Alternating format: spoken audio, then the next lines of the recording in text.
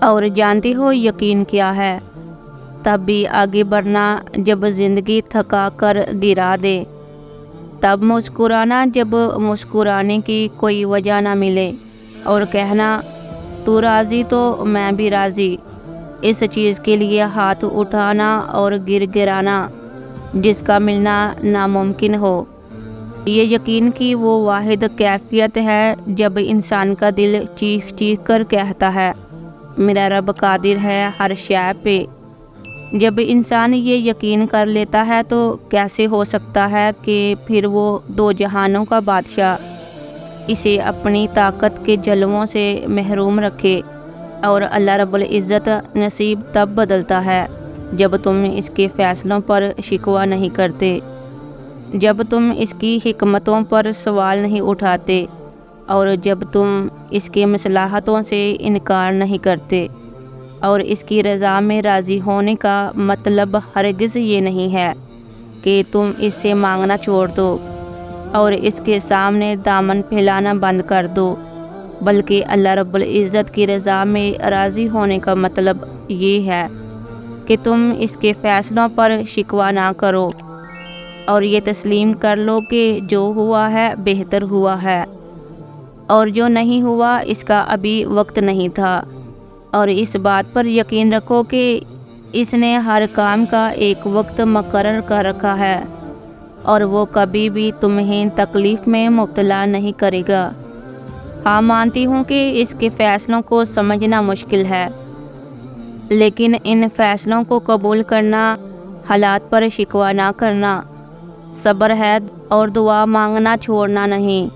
اور جب تم اس کی رضا میں راضی ہو جاتے ہو تب وہ بھی ساری کائنات تمہیں راضی کرنے پر لگا دیتا ہے۔ جب تم اس کے فیصلوں پر آمین کہہ دیتے ہو پھر وہ بھی تمہاری چاہ پر کن فرما دیتا ہے۔ پھر وہ حقیقتیں بھی بدلتی ہیں جو نصیب کا حصہ لکھ دی گئی ہوتی ہیں۔ بے شک میرا رب جو چاہے وہ کر سکتا ہے۔ قرآن کریم میں ارشاد باری تعالیٰ ہے کہ ہم جب کسی چیز کا ارادہ کرتے ہیں تو صرف ہمارا یہ کہہ دینا ہوتا ہے کہ ہو جا، اور پس وہ ہو جاتی ہے۔ اور جان رکھو کہ تم اللہ کی مصلحتوں کو کبھی سمجھ نہیں سکتے۔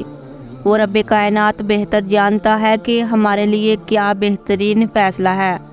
بعض اوقات ایسا ہوتا ہے کہ ہم نا امید ہو جاتے ہیں، ہمیں لگتا ہے کہ ہم نے جو چاہا ہمیں وہ نہیں مل رہا، تو ہم دعاؤں میں اپنی مرادیں اللہ رب العزت سے مانگنا شروع کر دیتے ہیں۔ اگر پھر بھی ہمیں وہ نہیں ملتا تو ہم خدا سے گلہ کرنا شروع کر دیتے ہیں۔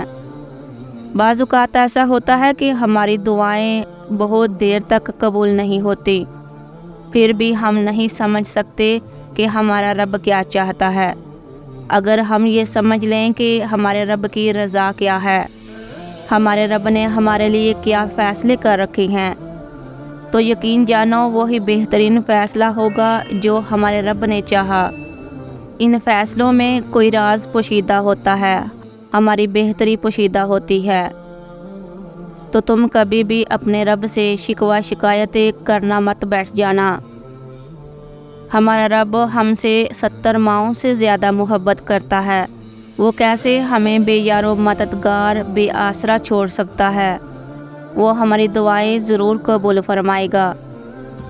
جان رکھو کہ جو ہم خدا سے مانگ رہے ہیں وہ ہمارے حق میں بہتر نہیں ہے، لیکن تم یہ سمجھ نہیں سکتے۔ وہ رب کائنات بہتر جانتا ہے، وہ ہمیں کبھی بھی تکلیف میں نہیں دیکھ سکتا۔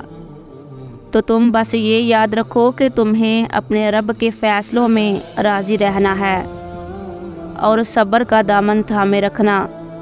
جس میں رب راضی تو ہمیں بھی اسی میں راضی رہنا چاہیے۔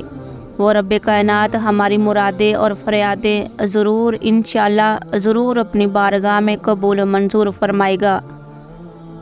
میری اللہ تعالیٰ سے دعا ہے کہ اللہ تعالیٰ آپ کی چاہتیں، آپ کی مرادیں اپنی بارگاہ میں ضرور قبول و منظور فرمائے۔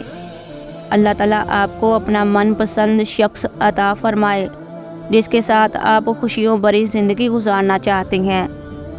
آمین ثم آمین۔